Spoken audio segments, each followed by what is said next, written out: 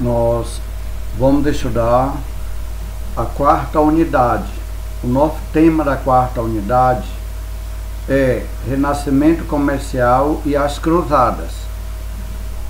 Nós já até trabalhamos sobre Renascimento, mas agora nós vamos trabalhar mais voltado assim para a expansão do comércio, o ressurgimento do comércio, o revigoramento do comércio e as cruzadas. A partir do século XI, o mundo medieval ele viu-se em um período de paz e segurança que proporcionou o aumento da produção de alimentos, seguido por real crescimento comercial e populacional. Então, neste ponto, nós temos que entender que se a partir do século XI se estabiliza a situação política, econômica no mundo medieval, há um período de paz e segurança, onde vai favorecer o crescimento da população. Essa população crescendo no campo não tem como se alimentar só das atividades da agricultura, então abre uma possibilidade aí para o crescimento do comércio. E as cidades que antes se esvaziaram com a queda do Império Romano, elas voltam a florescer, voltam a crescer. A expansão da produção de alimentos, como está bem sublinhado aqui, vermelho aí. Muitas áreas inabitáveis e impróprias para a agricultura sofreram com a ação humana para se tornar cultiváveis ou boas para a criação de animais. Então, esse processo de transformação da natureza, do meio ambiente, o homem ele vai se adequando e vai adequando determinados espaços às suas necessidades. É isso que nós temos que observar. O trabalho com o solo para aumentar a fertilidade e assim produzir mais. Então, nesse período, técnicas agrícolas começam a surgir e a favorecer o desenvolvimento da agricultura, maior produção de alimentos, fazendo com que esses alimentos passem a sobrar e depois serem comercializados. Nós temos aqui o renascimento comercial, o segundo subtópico, renascimento comercial e urbano. Então, o comércio começa a florescer, a cidade começa a se desenvolver. Ele fala renascimento comercial e urbano. Então, tanto o comércio quanto as cidades voltam a crescer, a se desenvolver, as populações, os excedentes populacionais das áreas agrícolas começam a migrar para a cidade. Aqui nós chamamos de êxodo rural. Antes nós chamamos de ruralização, quando se sai das cidades para o campo, com a queda do Império Romano. Aqui as pessoas já estão saindo do campo para as cidades. Então é êxodo rural. Os burgos centralizavam o comércio e as atividades artesanais. Burgo eram as vilas onde moravam os comerciantes. Tá? Da palavra burgo surge a palavra burguês. Então os burgueses, os comerciantes que habitavam nas vilas onde se estabeleciam e realizavam as transações comerciais. Então ele fala, o desenvolvimento comercial e urbano permitiu as práticas monetárias. Então, se tem o comércio está crescendo, precisa de alguém de empresas para financiar o desenvolvimento do comércio. Então, as atividades financeiras, os bancos começam a se desenvolver nesse período. Com a circulação de moedas surgiram os banqueiros, pessoas que realizavam o câmbio e faziam também empréstimos a juros e garantiam as quantias deixadas sob sua responsabilidade por meio das letras de feira. Então é uma espécie de papel moeda.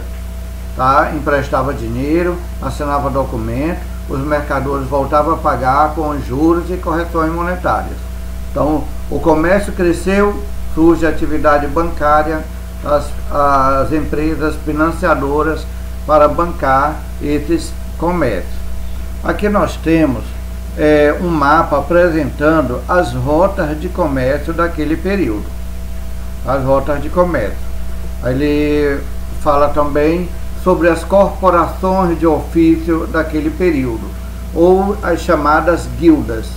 Então, o que era uma corporação de ofício? Essas corporações de ofícios, essas cooperativas, elas organizavam os mercadores por ramos de produção, fiscalizavam a qualidade dos produtos e o preço dos produtos, evitando dessa forma a concorrência de mercadores de outras localidades. Nós temos aqui um outro texto falando sobre a importância que se deve dar às condições de vida nas cidades medievais, que eram bastante precárias naquele período, caracterizadas por uma desorganização urbana. Então, a desorganização urbana, quando as cidades surgem, elas não vão surgir na Europa organizadas como elas são nos dias atuais. Tá? Elas vão se organizando ao longo do tempo. Naquele período era esgoto a céu aberto, as ruas de chão, com aterro bruto, as pessoas tinham açougue na rua, como dá para apresentar bem na imagem aqui, tá? As pessoas no açougue aqui, ó, na rua, sem nenhum procedimento de higienização adequada, mas estava surgindo, o comércio estava florescendo. Com o passar do tempo é que essas situações elas vão melhorar, mas até o início do século XIX elas vão funcionar dessa forma. As cruzadas, eu até citei anteriormente quando nós trabalhamos sobre Idade Média. Então nós vamos entender que as cruzadas é como um processo de incentivar as pessoas. O fluxo populacional, o excedente populacional da Europa estava muito grande.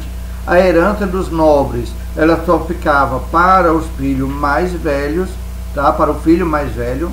Então, fazendo com que uma grande camada de nobres deserdados procurasse outros meios e fosse habitar em outras regiões, conquistar terra em outras regiões. Então, além da questão religiosa, nós temos que observar que as cruzadas, elas foram também um grande incentivo à expansão comercial europeia.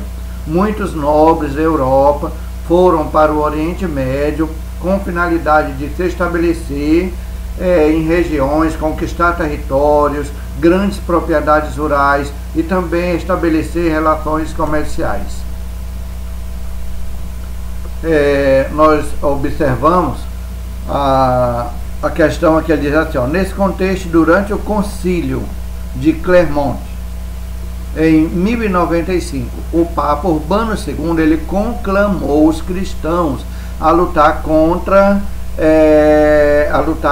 os árabes e retomar a cidade de Jerusalém. Aí nós temos aqui uma imagem apresentando essa questão da formação dessas cruzadas.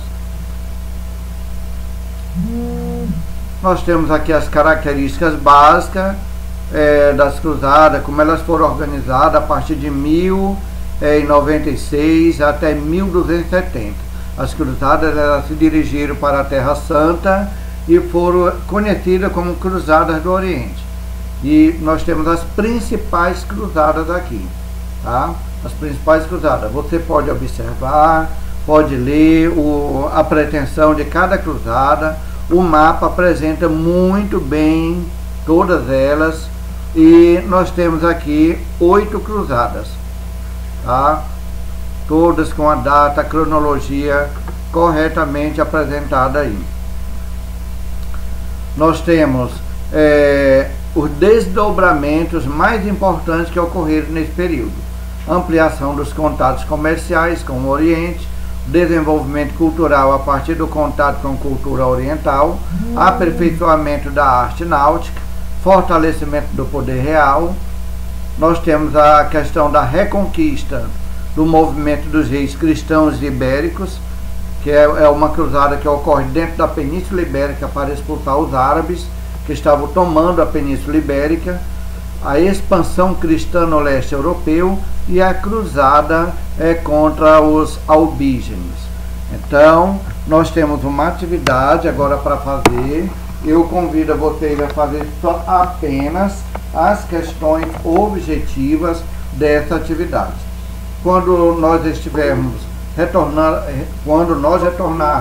para a sala de aula, nós vamos revisar e fazer todas as questões discursivas apresentadas em nosso material. Abraço a todos vocês.